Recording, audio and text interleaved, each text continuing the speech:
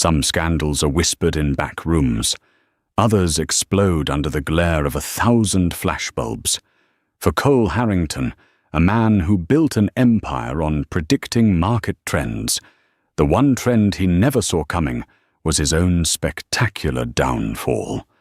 On a night draped in diamonds and champagne at the Metropolitan Museum Charity Gala, he committed an act so publicly vile, so callously cruel, that it would sever his life in two.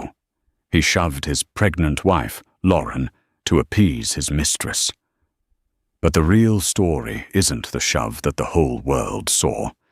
It's what happened hours later in the dead of night, when the gates of his own magnificent estate swung shut, and the man who thought he owned the world was escorted off his property like a common trespasser.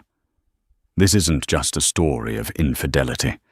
It's a story of consequence, of a secret power held by the woman he tried to break.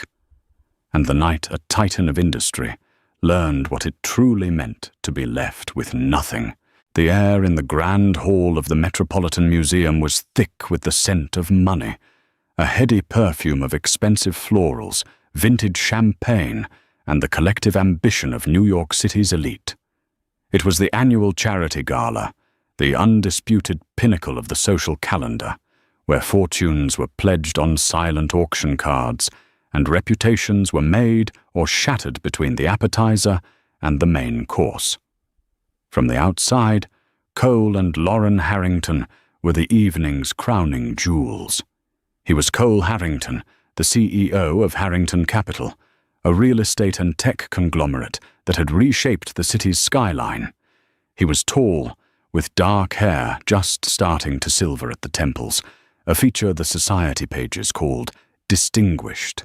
His smile, a practiced lethal weapon, could close $1 billion deal or charm the most cynical journalist. Tonight he wore a custom Tom Ford tuxedo, the fabric so fine it seemed to drink the light. She was Lauren Harrington, née Bennett.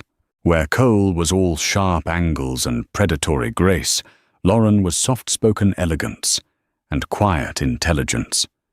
An architectural historian by training, she had a discerning eye that could see the soul of a building, a skill she now applied to navigating the fragile structures of high society.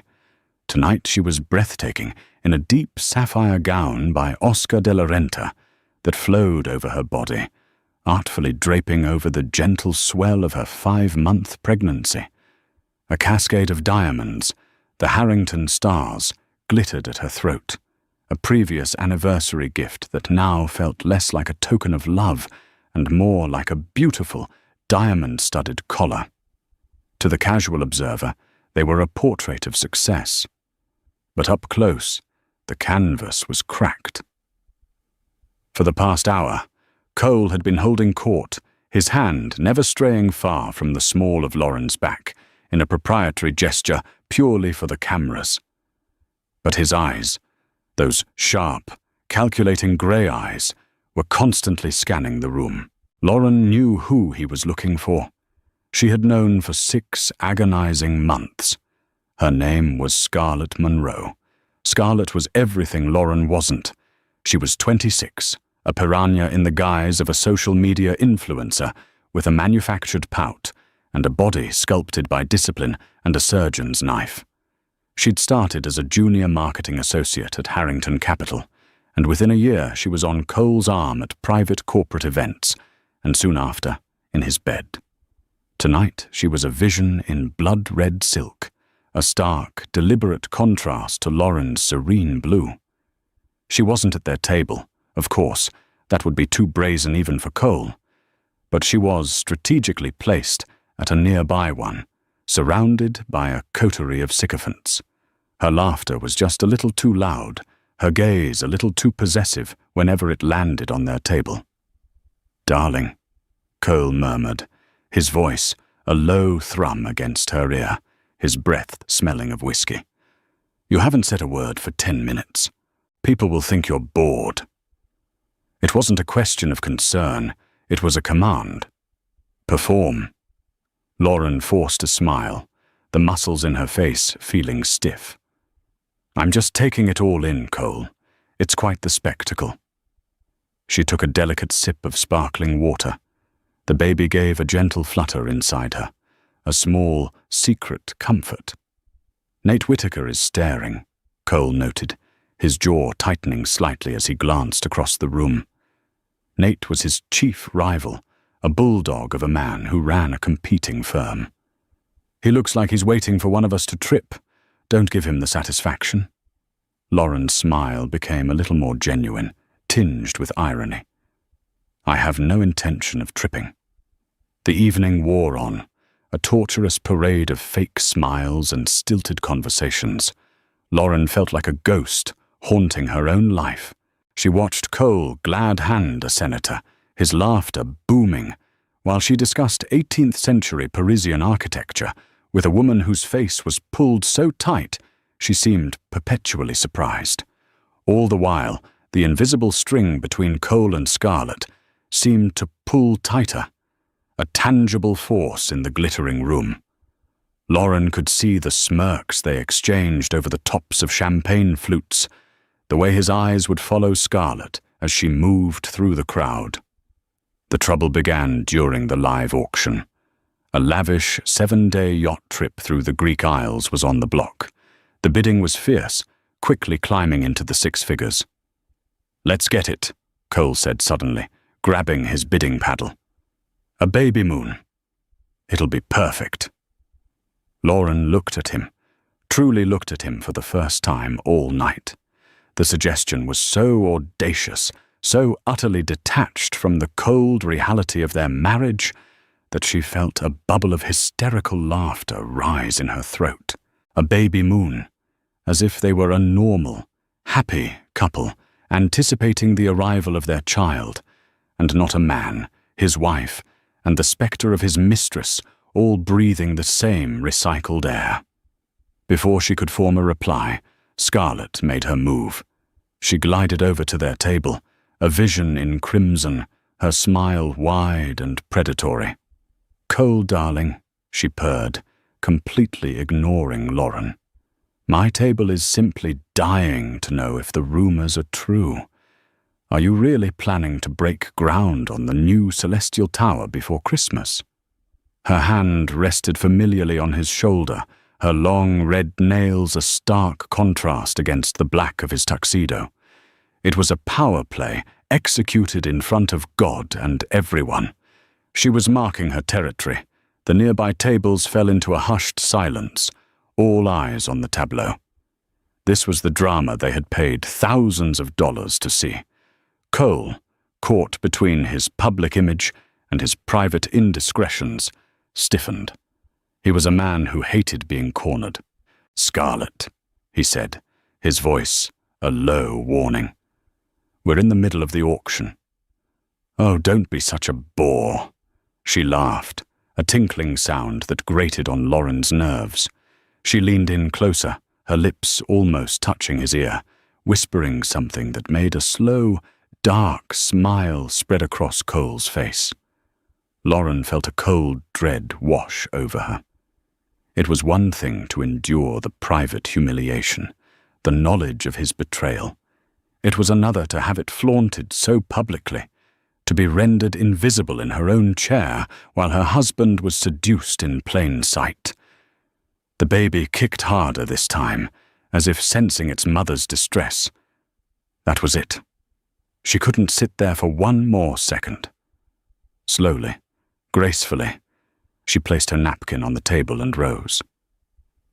"If you'll excuse me," she said, her voice quiet but clear, cutting through the charged air. "I need some air." She didn't look at Cole, but she felt his irritation, a palpable wave of anger. Her leaving was an indictment, a crack in the perfect facade.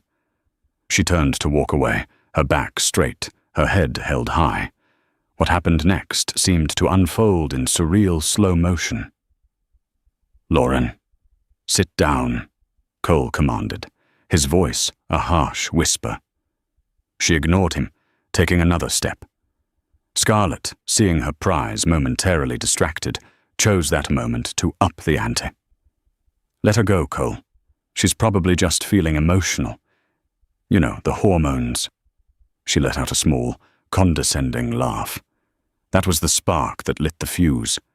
Cole, enraged at being publicly managed by both his wife and his mistress, reacted with the brutish instinct of a cornered animal. He stood up, intending to grab Lauren's arm to physically pull her back into her seat and restore his semblance of control. But he misjudged the distance. He misjudged his own whiskey-fueled frustration. He misjudged the slight shift in Lauren's balance as she turned. His hand didn't grab her arm. It shoved. It was a hard, impatient push to her shoulder. For a woman not carrying the precious weight of a child, it might have resulted in a stumble. For Lauren, 5 months pregnant and caught off guard, it was catastrophic. She cried out, a small gasp of shock and fear, as her heel caught on the leg of a chair. She pinwheeled backward, her arms flailing for something to hold on to. The sapphire gown swirled around her as she fell, a collapsing constellation of blue silk and shattered dignity. She landed hard on her side, the impact jarring through her entire body. The collective gasp of the hundreds of onlookers was like the sound of the tide being sucked out to sea, leaving behind a silent, horrified shore. For a moment, there was no sound but the frantic clicking of cameras as photographers, smelling blood in the water, captured the image that would be on the front page of every tabloid by morning.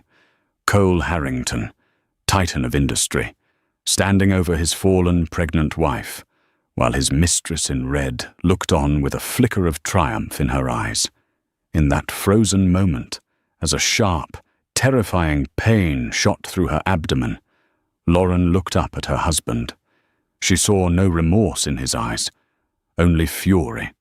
Fury at her for creating a scene, for embarrassing him. And in his eyes, she saw the end of everything, and the beginning of something else. The silence in the grand hall lasted for what felt like an eternity, a vacuum of shock that sucked all the air from the room. Then chaos erupted.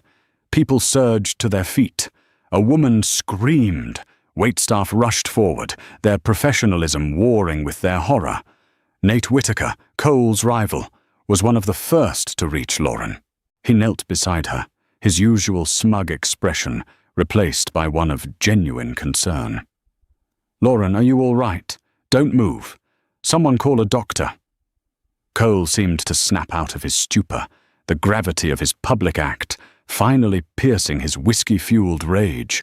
The flashbulbs were like relentless, accusatory strobes, searing the moment into history. "Lauren, my God," he blustered, rushing to her side and trying to wave Whitaker away. "Get away from her. It was an accident. She stumbled." But Lauren wasn't looking at him. Her eyes were wide with fear, one hand instinctively clutching her stomach, where the sharp pain was now a dull, terrifying ache. 2 medically trained gala attendees, a surgeon and a nurse, were already there, gently assessing her.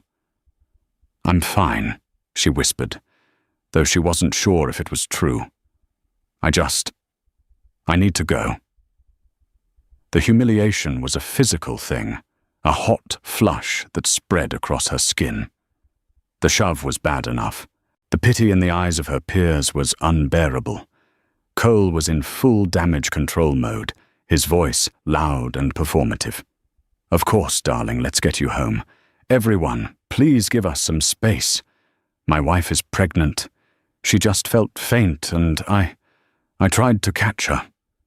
The lie was so bald, so pathetic, that a low murmur of disbelief rippled through the crowd. Everyone had seen it. The shove, the anger. Scarlett Monroe, realizing she was now at the center of a PR nuclear blast, had already begun to discreetly melt back into the crowd, her face a mask of panicked innocence. A security detail from the museum helped Lauren to her feet. She refused to take Cole's offered hand, instead leaning on the arm of a stoic security guard. "I'll take my own car," she said, her voice low and steady, a stark contrast to Cole's frantic energy. "Don't be ridiculous, Lauren," he hissed, trying to steer her toward the exit. "We'll leave together. We need to present a united front." She stopped and looked at him. The look in her eyes was not one of sadness or betrayal. It was something colder, something harder. It was the look of a decision being made. "No, Cole, we don't." She walked away, a small, regal procession of 2 security guards and the concerned nurse, leaving him standing alone in the wreckage of his own making. The flashbulbs followed her out, but then they swung back to him, hungry for the next chapter of the drama. The ride home to their sprawling estate in Greenwich, Connecticut, was a study in transformation. The initial shock and fear for her baby began to recede, replaced by a glacial calm. The pain in her side had subsided to a throbbing reminder of the violation, but a quick, discreet call to her obstetrician from the back of the car reassured her that unless the pain worsened or other symptoms appeared, the baby was likely cushioned and safe. The doctor's calm voice was a balm, allowing Lauren's mind to shift from fear to focus. She didn't cry. The time for tears was long past, wasted over months of lonely nights and suspicious text messages. The public humiliation was not the wound. It was the anesthetic. It had numbed her to any lingering hope, any last shred of affection she might have harbored for the man she had once loved. The shove was not an act of passion. It was an act of convenience. He had pushed her aside, physically and metaphorically, to clear the path to what he truly wanted. And in the silent, leather-clad cocoon of the chauffeured Maybach, Lauren Harrington decided that she was done being pushed. She pulled out her phone. Her thumb hovered over her contacts before she pressed the first name. The phone rang only once. "Harold," she said, her voice perfectly even. "Lauren," the voice on the other end replied. It was her maternal grandfather, Harold Bennett. He was 86, with a mind as sharp as a diamond cutter. He was old money, the quiet kind, built on patents and shrewd, century-old investments, not the flashy, brittle kind Cole represented. "I saw the alert from the Times. Are you and the little one all right?" He was always direct. "We're all right, Grandpa. A little shaken, but we're fine."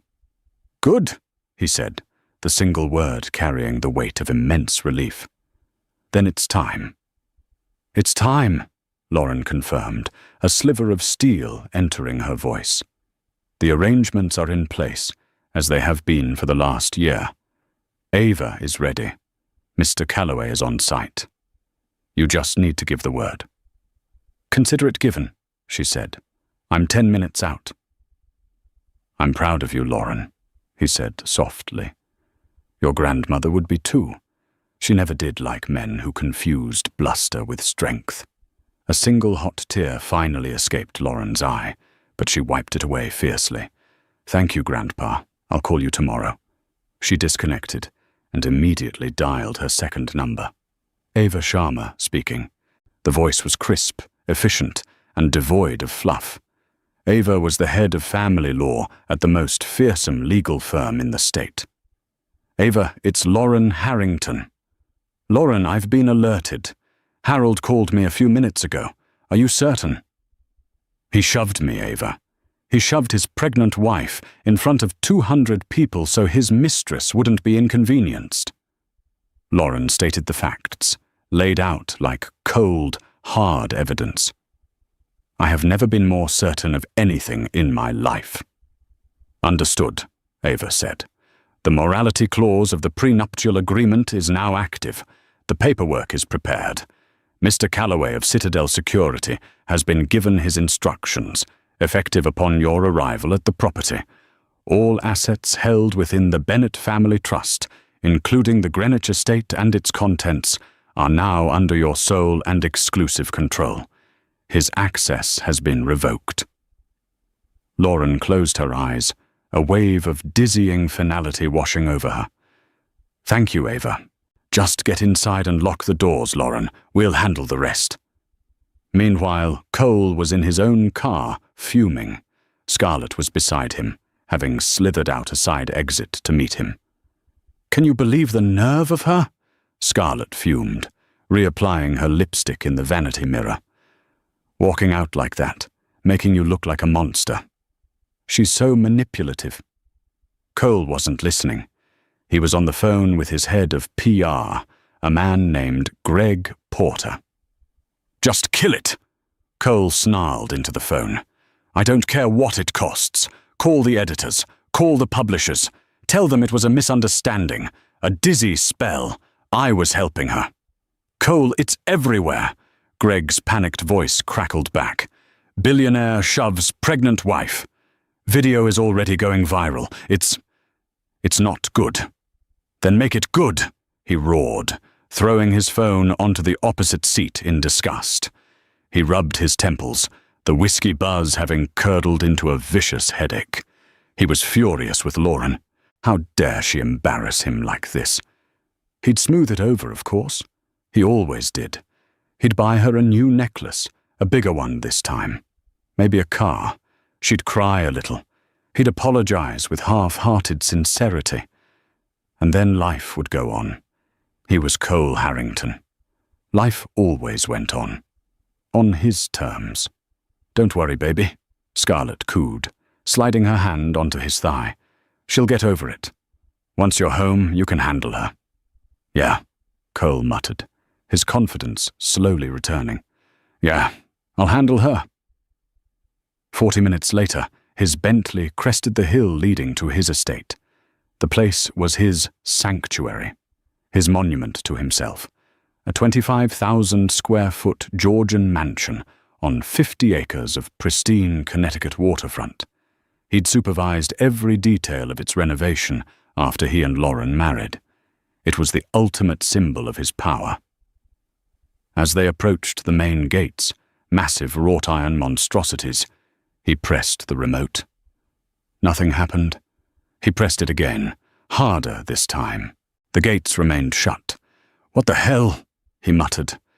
He could see the lights on in the main house, a warm, inviting glow against the night sky. Lauren's Maybach was parked in the circular driveway. He laid on the horn, a long, angry blast. After a moment, a figure emerged from the gatehouse. Not the usual friendly night guard, but a man in a severe black suit. Cole recognized him vaguely. Mr. Calloway, the head of the private security firm Lauren's family used for their various properties. Calloway walked calmly to the driver's side window. Cole powered it down, his face a mask of indignation. "Calloway, what's the problem? Open the damn gate." "Good evening, Mr. Harrington," Calloway said, his voice polite but firm. He held a tablet in his hand, his eyes flat, impassive. "I'm afraid I can't do that." Cole stared at him, dumbfounded. "What do you mean you can't do that? I own this place. You work for me." A faint, almost imperceptible smile touched Calloway's lips. "That is a common misconception, sir. My firm, Citadel Security, is contracted by the Bennett Family Trust, which is the legal owner of this property. My duty is to the trust and its designated beneficiary." Scarlett, in the passenger seat, looked confused. "The what?" Cole felt a cold knot of dread begin to form in his stomach. "What the hell are you talking about? This is my house." "According to the legal directives I received at 9:47 p.m. this evening from Ms. Ava Sharma on behalf of the beneficiary, Mrs. Lauren Harrington," Calloway continued, his tone as unforgiving as a legal document, "your access privileges to this property have been permanently revoked." He turned his head slightly, gesturing back toward the mansion that glowed under the moonlight, a fortress Cole himself had perfected. "Mr. Harrington," Calloway said, his voice dropping to a quiet, final tone, "you are no longer welcome on this property. I must ask you to leave immediately." Cole stared at him, the polite, firm words failing to penetrate the thick wall of his indignation. The world, as Cole Harrington knew it, didn't operate this way. Gates opened for him. Doors unlocked. People yielded. The suggestion that he, in his own driveway, at the foot of his own palatial home, could be denied entry was so fundamentally absurd it bordered on the comical. "Are you insane?" Cole's voice was dangerously low, a coiled serpent of fury. "This is a joke. A stupid, vindictive little game Lauren is playing because she's hormonal and embarrassed. I demand you put her on the intercom now." Mr. Calloway, a man whose placid expression suggested he had faced down far worse than an irate billionaire, did not move a muscle. He stood with his hands clasped behind his back, a monolith in a perfectly tailored suit. "Mrs. Harrington has left explicit instructions not to be disturbed, sir. She is resting." "Resting?" Cole let out a harsh, incredulous laugh. "She's not resting. She's plotting. This is pathetic, even for her." He leaned out the window, his face contorted with scorn. "Calloway, let's be clear. My name is on the checks that pay your salary. My company's security contracts are worth millions. You work for me. Now, for the last time, open this damn gate before I make one phone call and ensure you're directing traffic in a mall parking lot in Ohio by tomorrow morning." The threat, one that had humbled senators and terrified rivals, simply dissipated in the cool night air. Calloway's expression remained unchanged, but there was a subtle shift in his eyes, a glint of something that looked almost like pity. "That is a common misconception, sir," Calloway said, his tone as even as a frozen lake. "My firm, Citadel Security, is not contracted by you, nor by Harrington Capital. Our client is, and has always been, the Bennett Family Trust." The words hung in the space between them. From the passenger seat, Scarlett, who had been watching the exchange with a mixture of amusement and impatience, finally spoke up. "The what? What is he talking about, Cole?" "A trust," he muttered. A cold, slithering dread was beginning to snake its way up his spine, far more chilling than the night air. The Bennett Family Trust. He remembered the name from the mountain of paperwork he'd blindly signed before the wedding. He had assumed it was some dusty old entity managing Lauren's inheritance. A few stocks, maybe a summer cottage in Maine. Nothing of consequence. "The trust owns this property, Mr. Harrington," Calloway continued, as if sensing the gears of confusion and horror grinding in Cole's mind.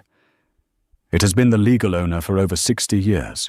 Your wife, Lauren, as the primary beneficiary, holds sole authority over residential access. As of approximately 1 hour ago, she invoked her rights under that authority." He lifted the tablet, the screen glowing with what looked like a legal document. "According to the directive I received at 9:47 p.m.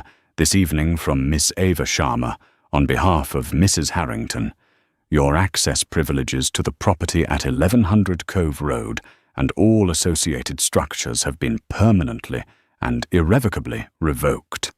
Revoked. The word was a hammer blow.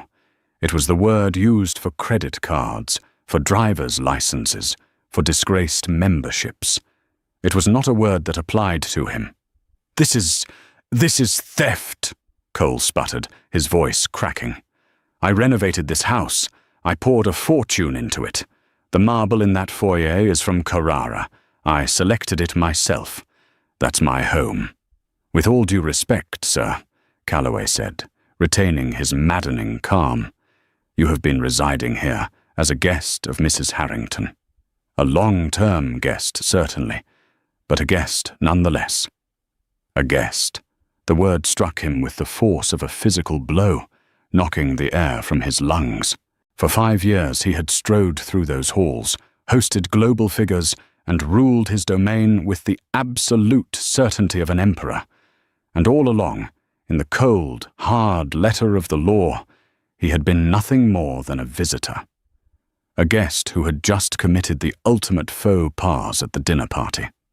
His phone buzzed violently in the center console, a frantic, angry vibration.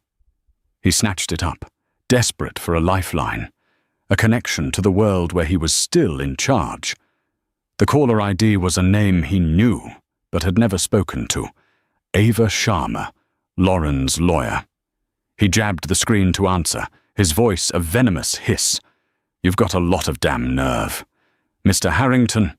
Ava's voice was as cool, sharp, and sterile as a surgeon's scalpel. "I trust Mr. Calloway has explained the immediate situation.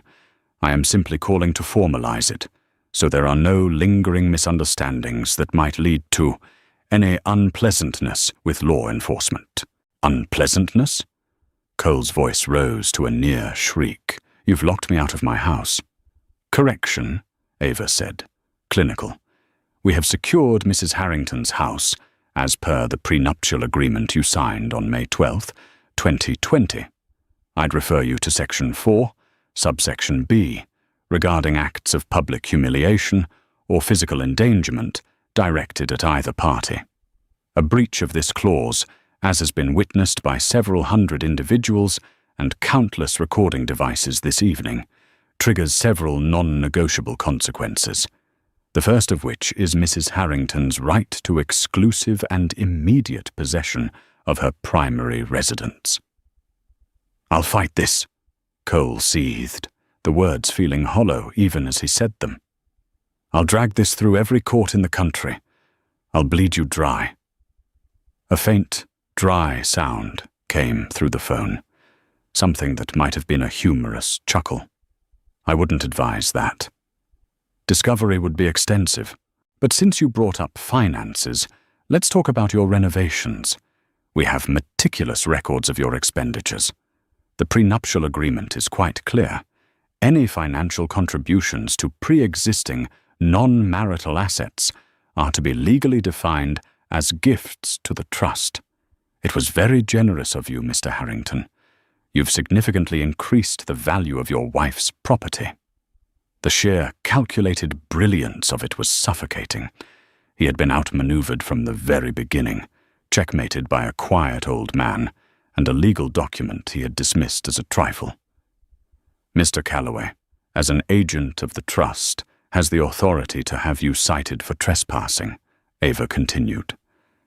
"Given the events of tonight, I imagine your board of directors would prefer you not add a mugshot to your burgeoning public relations crisis. I strongly advise you to leave quietly. A courier will deliver the full legal notice to your office in the morning. Good night, Mr. Harrington." The line went dead, leaving a silence in the car that was louder than any shouting. Cole sat clutching his phone, his knuckles white. He was breathing heavily, his mind a maelstrom of rage, humiliation, and burgeoning panic. He stared past Calloway's impassive form at the mansion on the hill. His kingdom. The warm lights in the windows, which had seemed so inviting moments before, now felt like triumphant eyes mocking him. He could picture Lauren inside, perhaps standing by the grand bay window in the living room, watching this entire pathetic drama unfold. The image was so emasculating, it made him physically ill. "Cole?" Scarlett's voice was small, tentative, laced with a fear that was rapidly replacing her earlier excitement.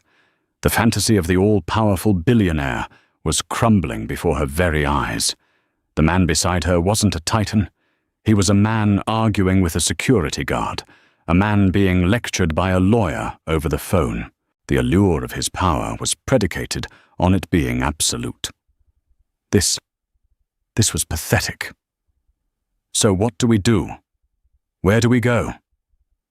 He turned to look at her, really look at her, for the first time since they'd left the gala. Her face, framed by the garish red of her dress, was a mask of naked, opportunistic concern. She wasn't worried about him. She was worried about her situation. about what this collapse meant for her. She was the catalyst, the cheap thrill for which he had just incinerated his entire life. A wave of revulsion, directed as much at himself as at her, washed over him. "We," he spat, the word dripping with venom. "There is no we. There was never a we. You were a diversion, an accessory, and now you're an accomplice to a disaster."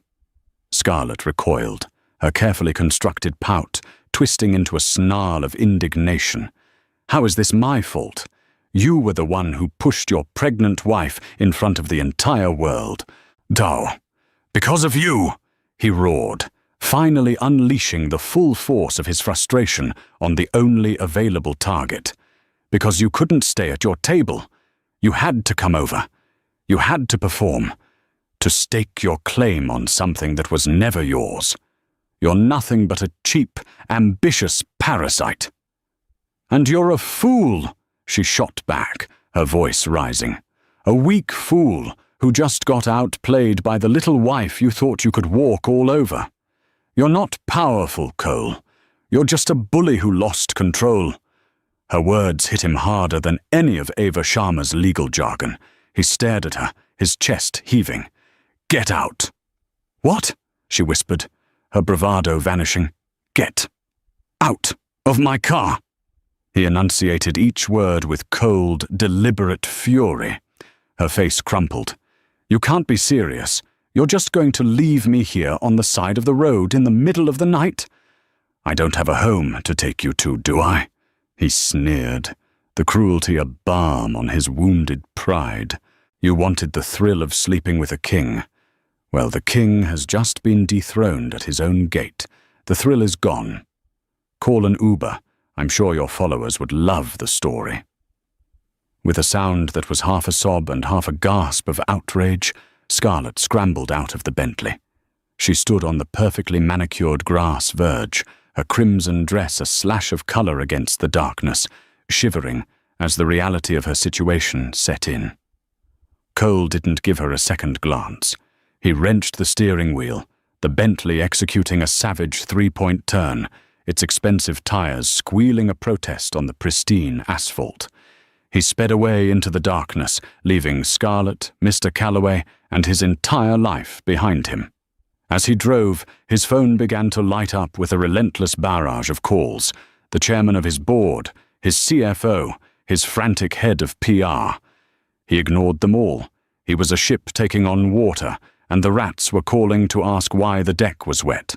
Inside the mansion, the heavy front door clicked shut, the sound of the deadbolt sliding home echoing in the cavernous marble foyer. Lauren stood there for a long moment in the silence, her back pressed against the cool wood. She closed her eyes, taking a deep, shuddering breath. It was done. She walked slowly through the ground floor, her hand trailing along the wall. This was the space Cole had remade in his own image, all gleaming surfaces, sharp angles, and cold, imposing art. He had stripped away the warmth her grandmother had cultivated, calling it cluttered and dated. He had called it an upgrade. Now Lauren saw it for what it was, a hollow monument to a hollow man. From the bay window in the living room, shrouded in darkness, she could see the distant red tail lights of the Bentley as it sped away down the long, winding drive.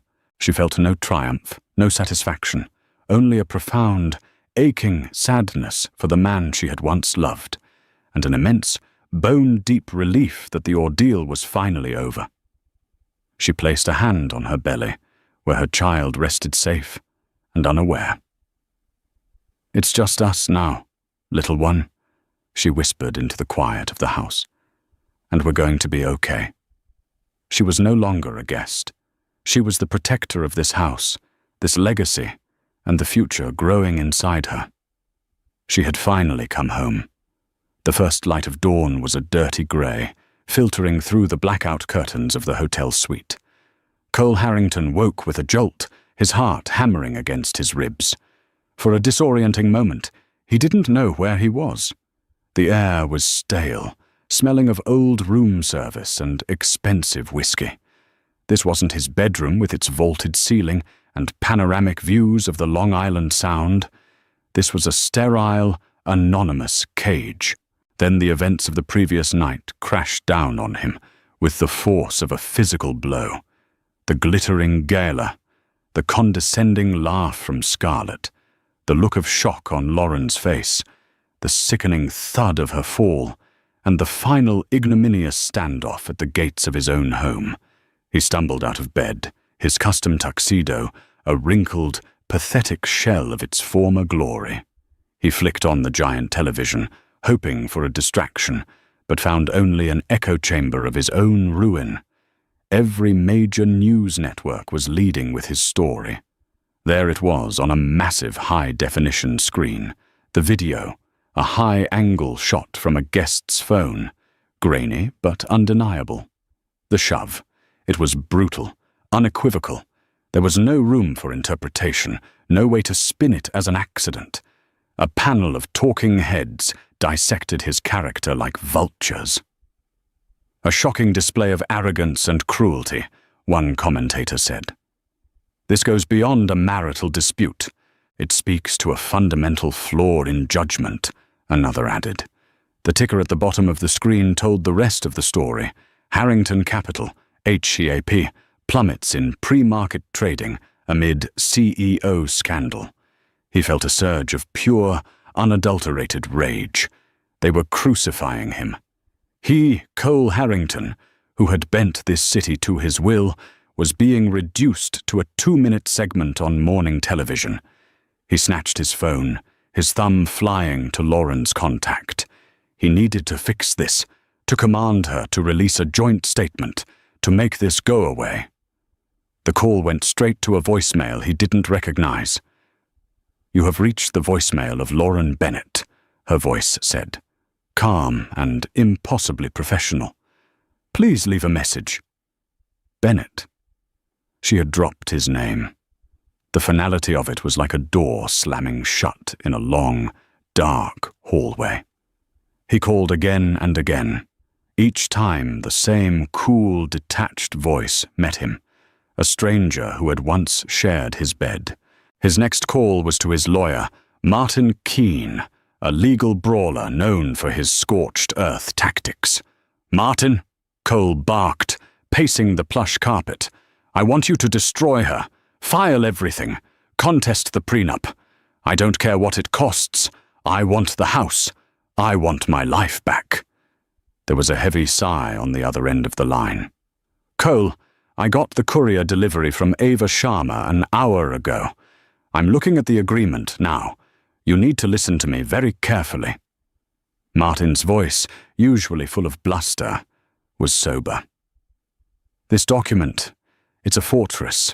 It was drafted by Harold Bennett's personal firm. These guys don't draft contracts. They build legal cathedrals. The Greenwich estate was never a marital asset. It was deeded to a multi-generational irrevocable trust for Lauren's benefit before you were even in the picture. Your name isn't on a single page." "I put $30 million into that house," Cole roared, the injustice of it burning in his throat. "I know. And the prenup you signed has a clause. I'm reading it right now, that any financial or material contributions to non-marital assets are to be considered irrevocable gifts with no expectation of reimbursement." Martin's voice was grim. "You paid for your own cage, Cole, generously." Cole sank onto the edge of the unmade bed, the fight draining out of him, replaced by a cold dread. "Fine. She can have the house, a pile of bricks. What about my company? My actual assets?" "That," Martin said, his voice dropping lower, "is where the real demolition begins. You remember the morality clause? The one your previous counsel flagged and you called quaint?" Cole remembered. He had laughed, picturing some dusty Victorian standard of behavior. "Well," Martin continued, "it's not quaint. It's a nuclear weapon. For a publicly witnessed breach, and believe me, A video on every news channel counts as witnessed. The wronged party is entitled to a punitive settlement. It awards Lauren 50% of all assets accumulated during the marriage. He paused, letting the weight of the next words land. And her counsel, the formidable Ms. Sharma, is defining assets as the total appreciation in the market value of your Harrington Capital stock from the date of your wedding until yesterday. The air left Cole's lungs. The company's valuation had grown by nearly $4 billion in the 5 years he'd been married. 50% of that. The number was astronomical, unthinkable. It was a mortal wound to his fortune. She wouldn't. She can't, he stammered. She doesn't know the first thing about finance. She doesn't have to, Martin countered tiredly. She has Harold Bennett, and he, my friend, knows everything. While Cole was absorbing the scale of his financial ruin, Lauren was sitting in the sun-drenched morning room of the Greenwich estate. The house was quiet, the frantic energy of the previous night having given way to a profound calm. A cup of herbal tea steamed on the table beside her. Her hand rested on her belly, a protective, constant gesture. She wasn't celebrating. There was no triumphant joy, only the solemn weight of a necessary amputation. Her grandfather, Harold, sat across from her, his aged hands wrapped around his own cup. He had arrived at dawn. Ava has made the preliminary call to the board's chairman, he said, his voice gentle. They're in a state of panic. The stock is in free fall. They need a solution, and they need one now. Lauren looked out the window at the gardens she had so carefully helped design, the gardens Cole had always referred to as his. I don't want the company, Grandpa. I never did. I don't want his name. I don't want his world. I just want him gone. I want to build a safe, quiet life for this baby. I know, Lauren, Harold said, his eyes full of deep, fierce pride. And that is precisely what we will secure for you. This isn't about revenge. It is about consequences. It's about ensuring the wolf you've ejected from the house can't circle back and tear it down. Ava Sharma joined them via a secure video call. Her face was all business. The board meeting is scheduled for tomorrow. They've suspended Cole, but they're adrift. They fear a hostile takeover from your end. Then we must reassure them, Lauren said, her voice finding a new strength. Present the terms, Ava. His complete and permanent removal. In exchange, I will place my shares, my leverage, into a blind trust. Its only directive will be to ensure the company's stability. I'm not a corporate raider. I'm a mother protecting her future. It was a masterful strategy. She wasn't seizing power. She was restoring order. She was cauterizing the wound that Cole had inflicted, saving the livelihoods of thousands of employees and the investments of shareholders. She was doing what a real CEO should. The news of his termination came via a cold, 2-sentence email the following afternoon. He was no longer CEO, president, or chairman of Harrington Capital. A buyout of his remaining shares was being processed. He was out, cast out from the empire he had built with his own 2 hands. The subsequent weeks were a descent into a grey, featureless hell. His life, once a whirlwind of high-stakes meetings and glamorous events, shrank to the 4 walls of the hotel suite. The calls from his board stopped, replaced by calls from Scarlett's lawyer, negotiating the price of her silence. He wired the money without a second thought, a pathetic severance package for a relationship that had cost him everything. Scarlett Monroe vanished from the face of the earth, her social media wiped clean, a ghost in a blood-red dress. He read that Nate Whitaker had successfully poached 2 of his top project managers. The wolves were circling the wounded beast. He hit his absolute nadir one rainy Tuesday, nearly a month after the gala. The hotel room was a mess, the air thick with the smell of despair. Unshaven, drinking a glass of whiskey that might as well have been water, he aimlessly scrolled through a financial news site. And then he saw it. It wasn't a paparazzi shot, but a photo from a local Greenwich publication. The headline read, "Lauren Bennett pledges support for new prenatal care wing at Greenwich Hospital." In the photo, Lauren stood at a podium. Her pregnancy was obvious now, a beautiful, central part of her. She wore a simple cream-colored dress, and her face, free of the heavy makeup she'd worn for society events, was serene. She wasn't smiling exactly, but her expression was one of profound peace and purpose. She looked strong, healthy, and completely, unshakably whole. He stared at the image, the whiskey glass frozen halfway to his lips. The last vestiges of his anger, his denial, his self-pity didn't just crumble, they evaporated. In their place was a hollow, echoing clarity that was more painful than any rage. He saw the woman in the photo and remembered the girl he'd first met at an architectural fundraiser. Brilliant, passionate, with a laugh that could light up a room. He had been drawn to that light, but over the years he had done everything in his power to dim it, to make it fit into the small, ornamental box he required for a wife. He had mistaken her kindness for weakness, her quiet nature for passivity, her grace for submission. He had been given a masterpiece, and he had treated it like a cheap print, ready to be discarded for a newer, flashier model. The mansion, the company, the status. He saw now that they were all props on a stage. The real treasure had been Lauren herself, and the new life she was carrying, and he had shoved it all aside. He finally understood. That night, when the gates had refused to open and Mr. Calloway had turned him away, it wasn't just about a legal document. It was a metaphor for his entire life. He had never truly been the master of the castle.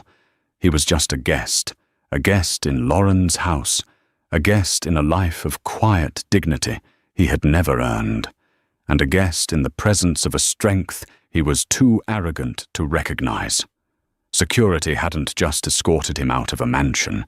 They had escorted him out of a life he had never truly deserved, and could now never get back. And so Cole Harrington's gilded world came crashing down, not with a prolonged war, but with the quiet, decisive click of a gate he could no longer open. His story is a stark, brutal reminder that true power isn't about the name on a skyscraper or the balance in a bank account. It's about the foundations we build our lives upon. Cole built his on arrogance and betrayal, while Lauren, in her quiet way, stood upon a foundation of legacy, intelligence, and a prenuptial agreement he was too proud to read. He thought he was the king, but he was merely a guest in the Queen's castle, and when the time came, she simply and irrevocably changed the locks. What do you think? Was Lauren's move a brilliant act of self-preservation or cold-blooded revenge? Let us know your thoughts in the comments below. If you were captivated by this story of downfall and hidden strength, please give this video a thumbs up. Share it with someone who loves a good drama. And don't forget to subscribe to our channel for more real-life stories, where consequences always eventually come knocking. Thank you for listening.